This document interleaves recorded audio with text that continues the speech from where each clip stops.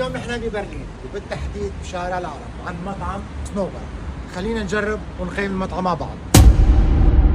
هذا هو الديكور الجميل للمطعم من جوا. طلبنا من عندهم فأسة بالزيت أو التسقية بالزيت الشامية، بالإضافة إلى فتة بالسمنة، وكمان طلبنا سجق بالبيض، وأخيرا النقانق بالإضافة إلى الخبز الفريش. صراحة هاي الأكلة الشامية كتير طيبة. والله طيبة. وفأسة زيت بسموها. كيف بيعملوها؟ هذا اللي شايفه هو زيت زيتون بكر حصر، بده ينحط معه مادة الإلي فبيصير مثل الحليب هيك. صراحة كل الأكلات عندهم كانت طيبة، فقط فأسة بالزيت كانت شوي مالحة.